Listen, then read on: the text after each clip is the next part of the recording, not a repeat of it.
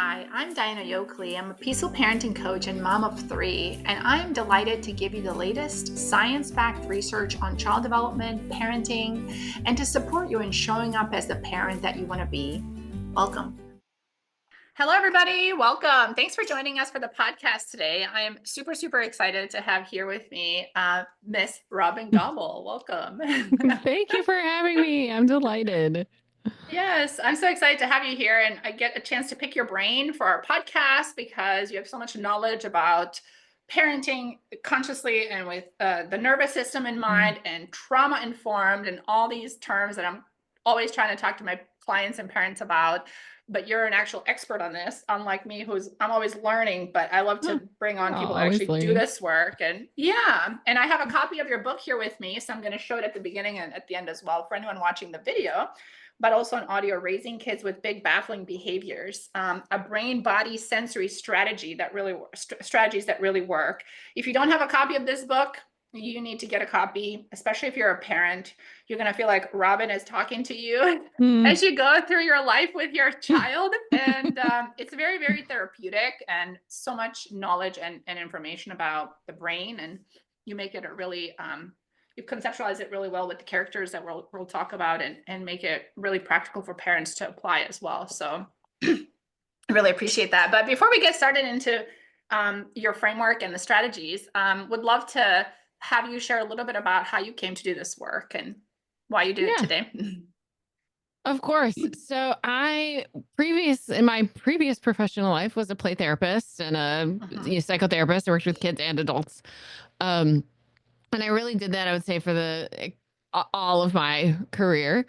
I always wanted to work with what now I say, these kids with these really vulnerable nervous systems, these big baffling behaviors. I mean, when I was like in high school and college, I was really interested in kids diagnosed with reactive attachment disorder. And then we kind of shifted our lens and looked at kids kind of diagnosed with complex PTSD, but whatever we labeled them, they were kids whose behaviors nobody knew what to do with, really were super struggling to make sense of, which also meant we were really struggling to figure out how do we actually help these kids and these families.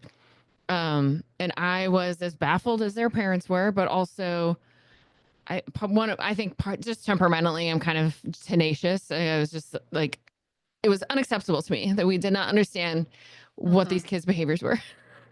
And the science is ever evolving. Do we actually understand now? I have no idea. But yeah, I like to say that too. Like, we know the best that we know at this point in time. Don't take this as the end all be all. This is not the end. 100%. Like, what conversation are we going to have in 10, 20 years? I don't know. But I do feel good about using the science that is available and really staying committed to and do no harm. But I stumbled upon what's the field of interpersonal neurobiology. It's Dr. Dan Siegel's field that he essentially created. And then the expanded field of relational neuroscience. So we're starting to pull in other complex theories, polyvagal theory, attachment theory, Dr. Bruce Perry's neurosequential model of therapeutics, things like that. So why I was so attracted to these theories was a couple of reasons. One, they believed in the inherent goodness of people. There was this core foundation of, well, like Dr. Green says, like, kids are doing the best they can. And there was this just real commitment to that. And that was just relieving to me. I can't imagine doing this work this intensely for this long without believing that. I just can't imagine doing it. So I loved that about interpersonal neurobiology. But again, it gave me a framework for why humans do the weird things that they do, and helped me with just regular humans being weird. But it really helps me with these kids that, in my professional background, is primarily kids with really serious complex trauma and attachment trauma. And those kids had developed very unusual ways of navigating the world.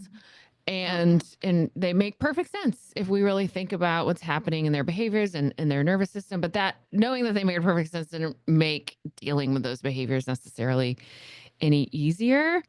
So although relational neuroscience isn't exactly this toolbox of like, do this, this, this, and this, it sets up the toolbox, right? It sets up Yeah. like, if we can have some better guesses about what the behavior is, and also we assume like good intentions, that helps us then pull out some tools. And that's why I say, strategies that really work. I actually was a little uncomfortable with that subtitle at first because I am so cautious of telling families who've already tried everything that I have the solution to their problem. Like, I just never want to convey that. And also, book titles aren't totally your own decision. The publisher makes this. Right. but Yeah. but I ultimately found a little a little okayness with strategies that really work, because I do feel good about the fact that the strategies offered are based in trying to solve what the real problem is. So I feel like perhaps I've meandered off topic a second, so I'm just gonna pause. Yeah, Check no, back in with you. no. Yeah. No, I think it's great. Like you talked about like your history as a therapist and working Yeah, with really challenging cases and then bringing that to day-to-day parenting, which is what I really love for about sure. experts like you. It feels like to me as like a non-therapist, it feels like there's been this information that's been available to therapists in the clinical setting for decades, right? Like working like with the brain and trauma informed, and even just like, and maybe not the latest neuroscience that they have now, but they've always had this insider info in the Sure. clinical Right. practice that helped the Right. challenging behaviors, the Yep. challenging cases. But in day-to-day parenting, so many parents struggle with maybe just slightly more like, not like average challenging, but maybe slightly more average than average. Maybe not the extreme where you need a therapist for your kid, but it's still hard.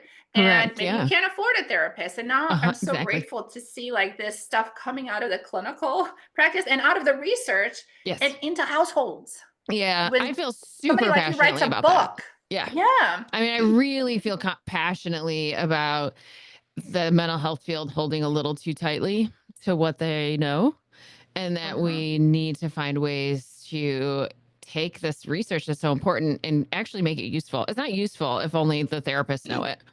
And it's not useful if only the clients who have the privilege of going to therapy know it. Right. So I feel super strongly about making this information, and then how to apply the information as Yes. readily available as possible. Yeah, yeah, for sure. And I've read like from, it seems like kind of the best therapists will say like, it's great that we're making such progress in the clinical setting or in the office with the parent or the child, but what happens the rest of the, 36 hours Yeah. or whatever, like Yeah. before we meet again or whatever, like, Yeah. if they could do this daily, like if Right. they could do this moment to moment, right? Like it would be a huge transformation, right? Kind of like Yeah. mindfulness. It's great to meditate for 20 minutes a day, but what if you were actually mindful throughout your whole day? That would be, 100%. like Yes. a huge shift in living. So I love that. And it's so practical the way that you write about it. So would you share with us kind of your framework and kind of how you describe it to parents? And then I'll add the little characters I have here to accent your presentation. Yeah. Yes, I'd love to. So, even a step kind of further back, then Yeah. I think the framework you're talking about is that I have a framework of pulling together both, like, or not just both, but the neuroscience of behavior, that I think it's really important to have some understanding of what behavior really is and Mm-hmm. where it's coming from. Otherwise, all tools will just kind of turn back into another behavior management tool. And that's not what I'm Yes. trying to do. So, some basic understanding of what behavior really is, because for the most part, it's different than what we thought when like we were kids and we were growing up, and how we were Mm-hmm. parented. And then the second part of my framework is diving into tools, like Yeah. actually strategies based on the science that I'm not Mm-hmm. guaranteeing are going to work, because it varies kid to kid, moment to moment. I mean, but I think once we understand some of the science and we have a big toolbox full of tools, then we start to be able to be a little bit more intuitive in the moment with Mm-hmm. our here and now in front of me kid, right? Which Yeah. I Applying don't it. have. Yeah. Yeah, exactly. Mm-hmm. And then the other piece that's really important in this work is being aware of our own nervous system.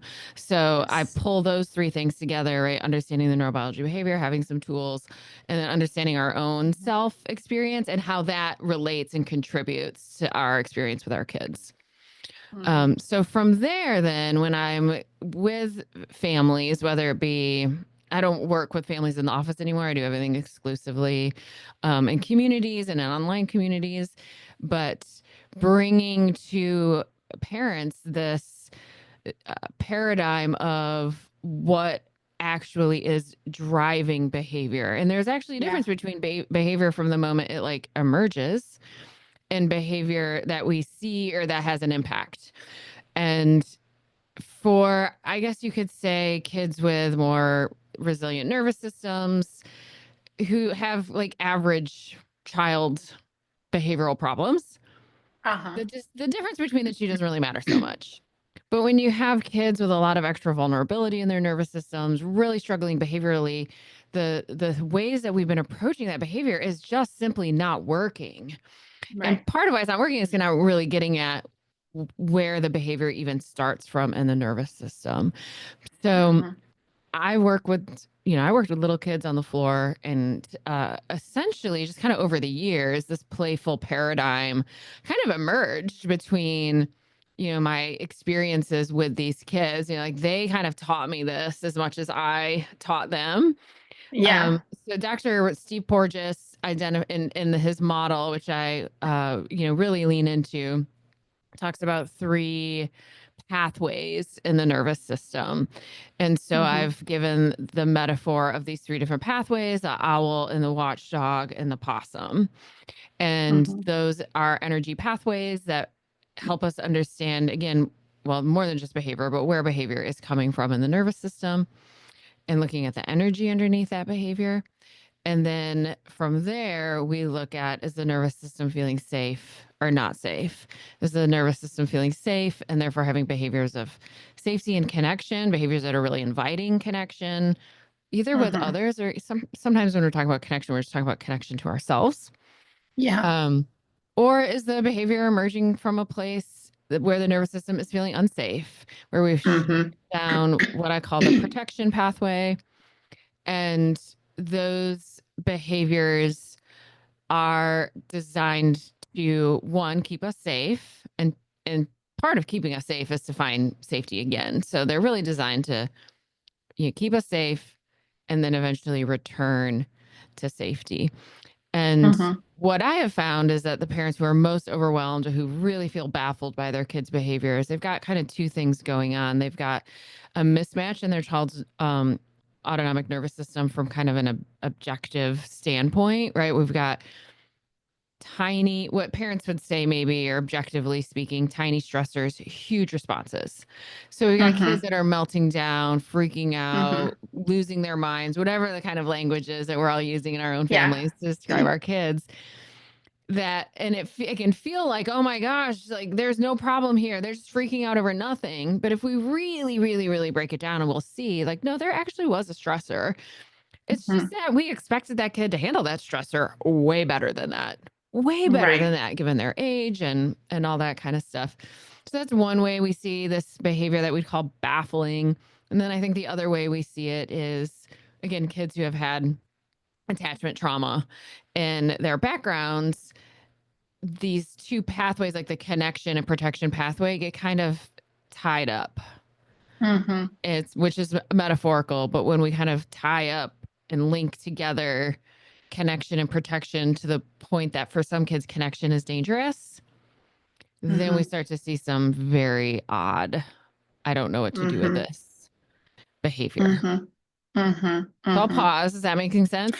Yeah, yeah, it makes a lot of sense. So, yeah, it can either stem from the attachment trauma or the other category, the tiny stressors, big response. Would you say that that's more of a genetic predisposition, just a more sensitive? Because I know the attachment trauma can create a more sensitive brain, which then would look like tiny stressor, big response. But then I guess you would label it back to attachment trauma. So, is the other one more genetic without the trauma? It certainly could be. So we absolutely can have a lot of vulnerability, sensitivity in the nervous system that Hmm. is temperament based. It's just kind of like Hmm. genetic or not. I mean, it's just kind of like, it's just who they are. Yeah. And it's not a bad thing. It's just kind of who they are. They have a lot of sensitivity. So smaller stressors evoke bigger responses than what we would anticipate. It's Yeah. still they're in their nervous system, it matches, but kind of to the outside world, it's like, whoa, this doesn't make any sense. Yeah. So it certainly can be that, but there's also a lot of things that can happen that could lead to some development of some vulnerability in the nervous system. Yeah. It doesn't have to be attachment trauma. There's a lot Yeah. of trauma that doesn't involve attachment or relationships, Mm-hmm. toxic stress, kids with Mm-hmm. some neurodivergent brains, or maybe even just some like sensory differences Yes. in the way they're processing the world. That doesn't make their brain bad or wrong, but they are attempting to live in a world that is, for lack of better words, kind of not really built for them.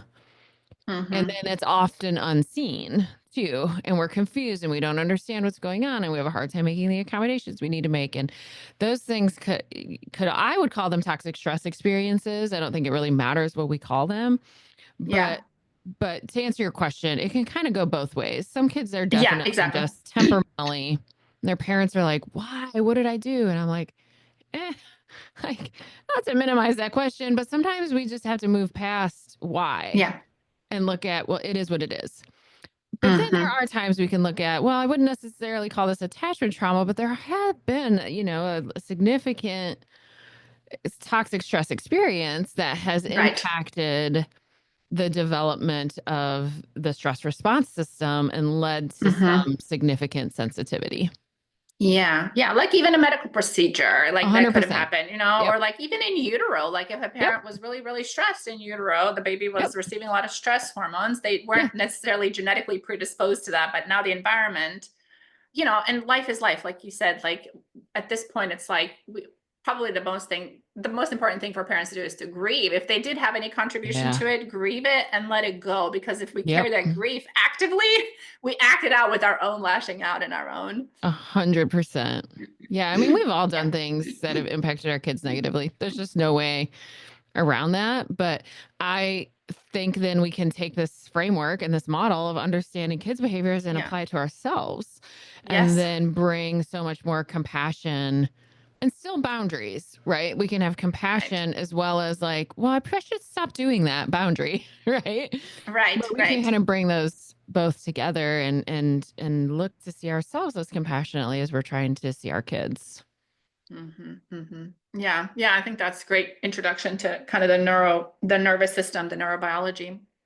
Yeah. Then from there, I'm looking at, okay, well, kids who don't come to my office, for example, have Yeah. have what I would call pretty strong owl brains. Their Hmm. owl pathways have a lot of strength. They have a lot of resilience in them. They can navigate the stress of day-to-day life and have behavioral challenges that everybody would consider just typical. Hmm. So a lot of my work with families is how do we strengthen their owl brain? Which is, of Yeah. course, a metaphor, but we're looking at like nervous system based strategies to help grow their stress tolerance. And then the other Hmm. piece of the equation is the kids that I work with have really, really, really overactive watchdog brains and really overactive Hmm. possum brains. So their watchdog pathway or their Here's possum these pathway. Yeah. characters. Uh-huh. Here's our watchdog. And then our possum here. And the Uh-huh. possum. I love that Yeah. watchdog. I mean, I love all those, so many owls that you can buy out in the Yeah. world. Um, and when we have really overactive watchdog brains and really overactive possum brains, we see bigger, more baffling behaviors, meaning they're confusing. We don't understand. It feels like they come out of nowhere. We're kind of, Hmm. railroaded ourselves by them, or we're feeling whiplashed, or those are the kind of words I'm hearing parents describe. They'll say things like the Hmm. traditional thing, timeout doesn't work, punishment. It's as if my kid doesn't care what the consequence is. Well, very few kids don't actually care, but the behavior is happening so quickly, it doesn't matter what the consequence is. Like the behavior has Yeah. already been initiated essentially. So we want to help calm their watchdog brains and help their watchdog brains feel safer, and calm their possum brains, help their possum brains feel safer. And I have found that the metaphor allows us to kind of dip in and out of what is based in real science, that Mm-hmm. we really are looking at how to bring safety, connection, and regulation to the parts of the nervous system that are leading to this, sensitized stress response system. Like, we are literally wanting to do that. And when we turn it into this kind of playful metaphor, we want to help the watchdog brain feel safe and more connected so that the owl brain can stay around longer and stay more in charge and can work together. The the nervous system, it hears this in such a compassionate way Mm-hmm. that I have found that to be a really important part in helping all of this kind of like take hold and stick, if that makes sense. Mm-hmm. Mm-hmm. Mm-hmm. Yeah, I'd love to kind of on my podcast, I definitely talk a lot about like the biology of the brain. So the Mhm. owl is the prefrontal cortex. Is that So we're correct? Or correct me if yes, I'm wrong. and Yeah. so I'm kind of Yes. looking at I think I do use the word brain, like owl brain, watchdog brain, possum brain, and also pathway. And so there's a Uh-huh. way I've kind of merged together two theories, and one is the um, kind of building blocks of the brain, and we would call the owl like the highest part of the brain, the most that prefrontal cortex, the part of the brain that can be self-reflective, pause, can be Uh-huh. curious, cares about consequences, remembers the consequences. So that is 100% true. We can think about the owl as the prefrontal cortex. And also, we can think about the owl as a pathway in the nervous system that Dr. Porges calls the ventral vagal. Well, he's not the only person that Mm-hmm. calls it. It's just this Dr. Yeah. Porges' work is who I study. He did not come up with Yeah. the name ventral vagus. Um, but the ventral Mm-hmm. vagal pathway, Yeah. the branch of the parasympathetic part of the autonomic nervous system that brings our nervous system into a place where we're feeling safe and connected. And then from there, we're going to have safe, connected behaviors emerge, and our owl brain can Mm-hmm. be in charge. And again, think about consequences, think about relational priorities, right? Like when you're in a relationship, you care about what you want, but you care about what your friend wants too, right? And there's all these other Uh-huh. pieces that the owl Mm-hmm. can think about and care about. Mm-hmm. And the Mm-hmm. owl's also really in charge of helping the watchdog and the possum only come to the rescue when they need to, right? So Mm-hmm. sometimes people say that a watchdog brain is like the limbic areas and the possum brain is more like the brainstem. That actually is not accurate in the way I'm looking Okay. at it. Yeah. The watchdog and the possum are pathways that can cover the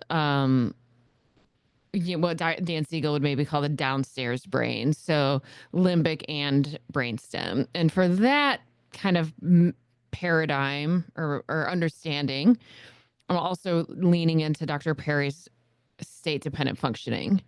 So he looks at how, as stress increases, we operate lower and lower and lower in our brain.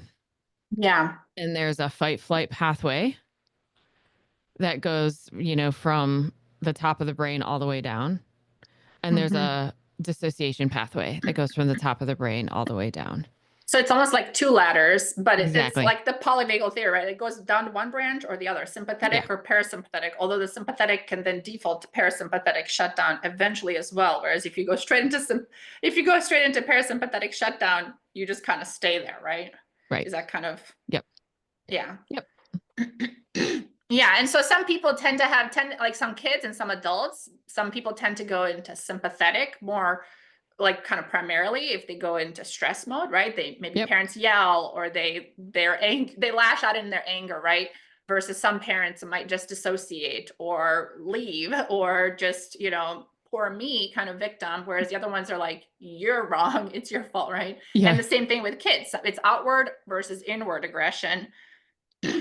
um Yeah, yeah. I mean, there's a lot of different reasons, and most of them are based in experience and how we exercise a pathway. I mean, pathways are built Uh-huh. by use, and Uh-huh. I don't that there's other things that go into it, but without question, I think all of us kind of have our default Right. protective pathway. Some of us are fighters, some of us are fleers, some of us are freezers. And we definitely see Mm-hmm. that in kids as well, that kids can kind of have their default pathway. And some are Mm-hmm. more likely to go down the watchdog pathway, and some are more likely to go down the possum pathway. I mean, it's way, way, way more complicated than that. But in some ways, Mm-hmm. we don't need to think about how it's more complicated. Right. Right. Yeah, Right. Yeah. In terms of like making sense what's happening in the moment. exactly. Yeah. Yeah. And I don't want to distract from another, like the next question. I think you had a third idea, another third concept. Oh, you were talking about the self-regulation for the parent, the self-compassion. I don't know if you wanted to finish that thought before I get into my next question. Yeah. Well, what I have found is as I am, but parents generally, not always, but parents generally come in saying, please help me with my kid. Yeah. Sometimes parents come Yeah. in and say, please help me with me. But Mm-hmm. usually they come in and say, please help me with my kid. So that's where we start always, is Yeah. really looking at their kids' behaviors. And then what I have found over all my years of practice is that there's kind of eventually this point where parents realize, oh, all of this applies to me too, right? The neuroscience of behavior applies to me too. I have a watchdog brain. I have a possum brain.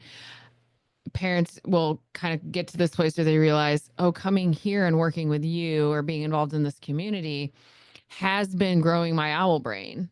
I didn't necessarily Mm-hmm. even realize that's what I was doing. And so Mm-hmm. usually once we get to a place where there's enough safety where parents are starting to be self-reflective around that, then we can start to dive further into that third piece of the Mm-hmm. model, which is really leaning into helping parents understand and be with their own nervous system even more. And so there's shifts, Mm-hmm. there's kind of sometimes a little shift even from really focusing and prioritizing on their kids and their nervous system and the tools we need to help kids to focusing on our nervous system and the tools we need to help us. Luckily, they're essentially the same thing. So Yeah, it is. It's such a we're not parallel. starting Like, from scratch. Exactly. right. It's not a brand Yeah. new model. It's the No, same human body, nervous exactly. system. Yeah. Exactly. Yeah. But a lot of parents, and this makes perfect sense, just need a lot of safety in order to be able to pause and then start to be self-reflective because the self-reflective part of the brain comes from a place of safety. When we aren't feeling safe because we have a kid who's got really baffling behaviors and nobody is helping us, Mm-hmm. that tends to be the parent I get where they're like, nobody can help me. I've searched for answers and I'm all alone. And I have this kid who's Mm-hmm. out of control. So their own watchdog and possum pathways are on fire, right? They're so active. Well, there is no self reflection in the watchdog Right. and possum pathway. It's just, how do we fix this thing out here? How do we change this thing out here? So it makes total sense that parents come in with, like, how do we get my kid to change? And Mm-hmm. then as time Mm-hmm. goes on, they're feeling safer, more regulated themselves. And the brain does kind of exactly what it's designed to do, which is kind of has the spontaneous moment of, oh, this applies to me too. Mm-hmm, mm-hmm. And I can Yeah. only give my kid what I have inside. And if I have the lack of safety inside of me, then that's what I'm giving my kid, lack of safety. And now they're over there floundering and I'm Yeah. not able to throw them a lifeboat. So that's when you were saying like the parent pauses on kind of the work on the behavior with the kid and they kind of shift towards maybe I need to take some time to do some. And oftentimes it's parallel at the same time, right? Exactly. But Yeah. It definitely rarely more of a goes in focus like a on, yeah. sequential way. But Yeah. yeah, by the time we get to that stage, parents can not only notice, oh, I'm contributing to this, but they can say, oh, I'm contributing to this. And I can have so much compassion for those parts of me that are contributing to it instead of shaming Mm-hmm. those parts. Yeah. Yeah.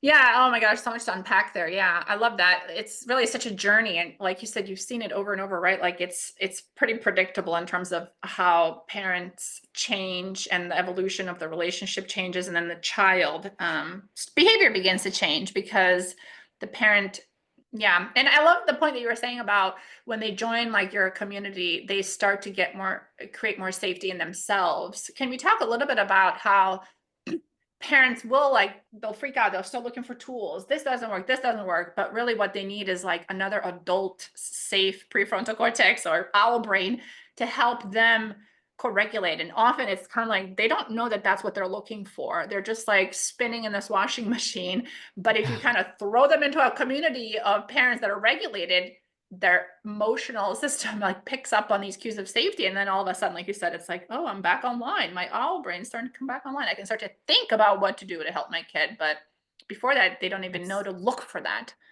correct. Very few. Some parents are out there Huh. looking for a place to experience co-regulation, but for the most part, that's not what people are Googling.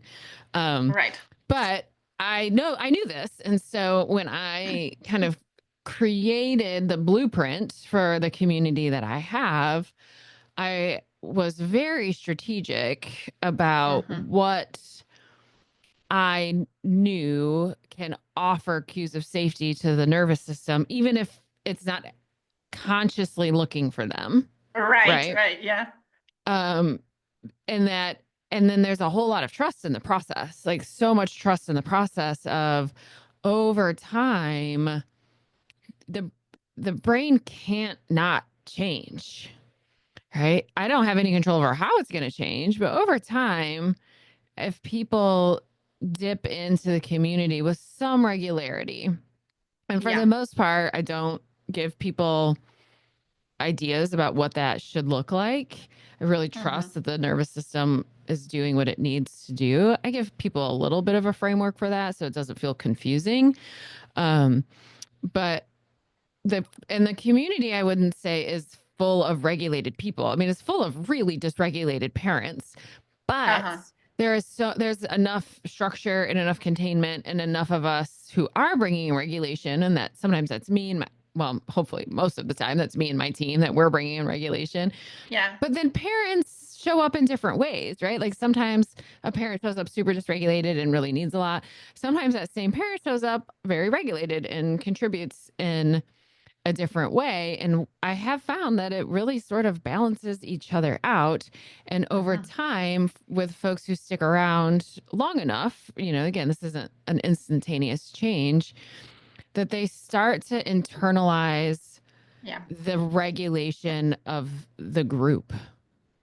And Yes. they can start to hear my voice, and people say that a lot. Like I can hear you in my brain saying, it's Mm-hmm. okay. Or of course you're screaming at your kid. That makes perfect sense. You're so dysregulated. People say I start to hear your voice in my head. And that's super. I mean, from a neurobiological standpoint, that's actually quite super. That tells me a lot about Yeah. what's happening in their nervous system and great. But in the community, also start to internalize that from each other. And in a way, that's actually much more meaningful, right? That's like, Mm-hmm. it's my job to show up and be compassionate to them, Yeah. right? Yeah. Yeah. And even though there's a lot to unpack, even with that statement, it is in a way just so much more powerful for their peers. Yeah. Yeah. Also, to show up with such like wild compassion. And what I think is most magical about this community is that I don't teach them to do this. And in no way, shape, or form do I teach them to do this. Like they do not get a lesson on how to show up for each Yeah. other. Yeah. But they model for one Mm-hmm. another. And then they really truly starts to make changes in their brain, in their neural networks. They're starting to make a neural network that represents in their mind this regulated community. Mm-hmm. And that Mm-hmm. becomes a part of their internal resourcing. Right? That really is Mm-hmm. what regulation even is, that we've internalized the regulation that others have offered us. I love that. That goes hand in hand with like the research that Dr. Krista Neff has on self-compassion, right? Yep. The Yep. the mindfulness and then the common humanity, which I think represents the Yes. community, right? The Yes. antidote to shame, because like you're saying, Yep. so much shame parents carry around my kids' behavior, my own inability to show up for them. But that community, like you said, you don't teach them this because people are inherently good, right? And they inherently want to be compassionate to others. Yes. When they come in the community dysregulated, it's because of their own. They're not coming in there to Exactly. attack somebody else. They're attacking themselves. That's the dysregulation. But when Right. it's about somebody else, you're like, oh, I'm so sorry. That must be so hard. It's easier to offer compassion to somebody else than yourself. But Yeah. so you're kind of drawing out like the goodness out of them when you just create a structured place for everybody to show up. Um, and that I think is just like non-verbal, like or it's not spoken but it's embodied Yes. acceptance, which is the opposite of shame, right? 100%. I mean, people say within really minutes of being in the community, and not everyone Yeah, does, everybody processes the world differently, but some people will say, really, truly within moments, I already feel so much better. yeah. Just seeing Hmm. there's other people here or hearing what you say, which is me, or even sometimes people will say, just seeing the structure you've created here, that Yeah, creates so much safety. But it really almost always is about, I'm not alone. Other right. I was just people, gonna say that I'm not yeah, alone. That's like the classic yeah, parental, like, I'm all alone, and then the antidote is like, you're not alone. especially if you're thinking things in your brain that feel really big, like, I hate my kid. I Yeah. wish I'd never become a parent. I Hmm. wish this kid would go away. Like, I'd be happy if they just went away and I never came back. Like, I know those parents. I've worked with them, right? But it is so scary to admit even those feelings to ourselves, let alone say them out loud. Yeah. And so to see, like, oh, other people who aren't terrible people sometimes have big, terrible thoughts Hmm. is so regulating. Yeah. Yeah. I think the most powerful thing we can offer other humans is accepting them just as they are, right? Without Yeah, the need to change them and control them to be something else. Because it's from that place of somebody accepts me just as I am, messy and all. And from that place, then they have this like inherent ability to begin, well, they feel safer, and then they can self-resource, and then they yeah, can begin to actually change, right? But exactly. it seems like Exactly. totally opposite. Like we want to change somebody, we want to help them change from their misbehavior, and same with our kids. But really, it's through the acceptance of wherever they're at. Well, That's how they're. culturally, we have a really hard time with what you're saying. Like, we feel like culturally in Western colonial Yeah, patriarchal culture, we have this belief that accepting something means we're like giving up on it or we're saying it's yeah. okay.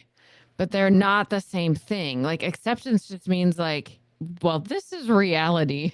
This is what is Accepting actually reality for what it happening. is. Yeah, yeah, yeah. And we're not saying it's acceptable. We're not saying we're not going to change it or doesn't need to change. I mean, the parents that come into my community have kids whose behaviors must change. They are Yeah. hurting themselves. They are hurting other people. They are dangerous, right? And so there's no way that we're saying we're just accepting these behaviors and moving on. And culturally, we tend to think that's what acceptance means. And Hmm. so people really rally against the idea of acceptance and get stuck in try to change, try to change, try to change, try to change. And so when they, again, it kind of goes back to safety, when they have enough safety in their nervous system Yeah. that they can kind of pull back and be like, oh, actually both are true. Hmm. Yeah. Hmm. I can accept things as they are right now, and I can have expectations for something else to. I can have expectations and set limits around. And so that's Mhm. basically the framework we use with our kids, right? Like when they're coming from the watchdog brain or the Yeah. possum brain, which I love. I mean, I'm very familiar with the watchdog response, kids that are aggressive. And, but I was so curious to read about how you talk about the possum, the shutdown response. And even with the possum, it's the same approach, like Yep. accept the possum as it is. Like it's collapse, it's dissociation, it's shut down. It's just like, I'm not moving. Like I'm just kind of Yeah. frozen. We can't try to shake them out of that. You can't shake a possum that's like lying on the street thinking this car's going to hit them. Shake them into like mobilization. It won't work, right? It sure won't work. And I've actually had to deal with a collapsed possum in my own house before and like watch the whole thing happen. That's amazing. I wish my owl brain had been around and I could have like filmed it because that way That I would have like been really amazing. missed a big opportunity there. But 100%, like the possum just got more and more and more scared until it totally collapsed and was Hmm. never going to come up and out of that state of collapse until some safety was returned to it, which we did by moving it out of our house and getting away from it because we, I'm sure, were very scary, even though we were also Yeah. scared. but Yeah. Yeah. Yeah. but yeah, Yeah. there has to be safety, or the possum is not going to come out of that state of collapse. Mm-hmm. Mm-hmm. Mm-hmm. Ah, so powerful. I know we're definitely over a little bit of our time, but um, yeah. So I think parents struggling with kids that have aggression and baffling behaviors, obviously like extreme baffling behaviors, but also just like sibling arguments, sibling fights, like yelling at you, hitting you, but even like just being rude or lying, like even some of these, I mean, I would consider them milder, right? But parents will Right. be like, it's a problem. My kid's lying to me. They're sneaking sugar behind my back, whatever it is. Hmm. All of these behaviors make sense, as you say, like they make sense for what's going on for the kid. And now it's our responsibility as a parent to learn about what's behind this behavior, like what is driving this behavior. So, yeah. Yes. It's just, in some ways, it's like, especially with the parents that I work with, there's kind of there's no other option. They've gotten to the Yeah. point where they've tried everything to get this behavior to change. So it's like, well, what's there to lose? Let's try this. And to your point, the model works for everyone because it's about all kids. It's about all Mm, kids, like even just normal, everyday, rude kid behavior is about the state of their nervous system. yeah. We might want to do something to help them. We might not need to do something to help them because humans are supposed to be regulated all the time. So we're not aiming for that. But when we see the behavior as something that's emerging from the state of their nervous system, we sure do think very differently about that child. And it tends to be Mhm. better for your relationship to think a little Yeah. differently. Yeah. Yeah. And I know Mhm. parents will often say, like, well, does this work for like preteens or teenagers? Yeah. And the answer is it works for all ages. It even works for your Yeah. relationship in your adult life, like your relationship with other Yes. adults. It's the same ideas, right? It's Yes. it's like really depersonalizing when somebody else is having behaviors that don't align with your expectations in your life and Yeah. reframing what is actually happening. Um, Yes. could you Yes. And share a little bit about, yeah, go ahead. no, no, go ahead. I think you did talk a little bit about this, like the paradigm shift in parenting, where I think one of the biggest tipping points for parents is to see their kid as a good kid. Yeah. Once you can get to that, then you can actually start to use these strategies and apply them in trial and error and practice. But I think that's like a point of like that's it's kind of like the tipping point. If you tend to generally see your kid as they're giving me a hard time on purpose, they're doing this to me, I'm a victim, this needs to be nipped in the bud, like Yeah. what The helps behavior is parents, a what have you seen choice. help? Yeah, like what helps parents if they're listening to this podcast? What would help them like reframe that? Is it just simply education and knowledge about like the biology of the brain and what kind of like listening to podcasts like this, or is there something that have you seen be more powerful than yeah. Well, at the risk of being slightly obnoxious, I think it continues to be kind of this infinite um, loop of understanding, more brain education, understanding the brain, having tools that actually are effective, and having more insight into yourself. And none of those things are ever ending. Okay. And it makes a lot of sense for parents when they first are kind of connecting with these ideas that Mhm. it is just a new behavior management technique for them, right? And Okay. they're desperate. It's like, sure, I'll do, like, you're telling me this will help their behavior, so I'll do it. I mean, that is them having Yeah. still just hopes for behavior management. That's fine at Meet them first. where they're at, right? a Like meet them where hundred they're at. percent Okay.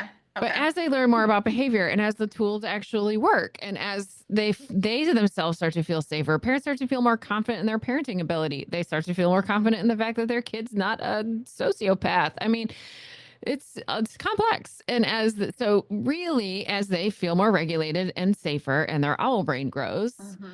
they then can be open to some tackling some bigger concepts. I mean, unpacking what we believe behavior really is, it is world shattering, actually, It's like because changing we your beliefs, right? Like your about deeper rooted everything. beliefs about everything. Yes, it's not even just about parenting. I mean, Yeah. there's no way to Yeah. really like lean into all of this without really challenging what you learned to be true about the world. And for many, many, Wow. many folks, it can be experienced not dissimilarly to like a crisis of faith, right? What do Yeah. you do when you realize everything you've ever been taught, and everything you've ever believed, and what's frankly in a lot of ways worked for you is built upon something that is using assumptions that aren't true, that like Mhm. behavior is a choice. Left to their own devices, humans are terrible people who will just lie, steal, manipulate, blah, blah. I mean, essentially, that's how most of us were raised and how we Mhm. have been conditioned to look at everyone's behavior, which impacts how we interact with the people at the grocery store and Yeah. our service profile. I mean, it impacts how we interact with everyone. And for some folks, untangling that is a lot. Yeah. And we Yeah. really have to build some safety into that. So I have no expectation that, I first start working with parents that just like, poof, their whole mind blows up and they're able to apply this to everything. It's okay that at first they're experimenting with it because they're just so desperate for a Mhm. behavior management tool that works. Because Yeah. it Yeah. does Oh, that's work, really. frankly.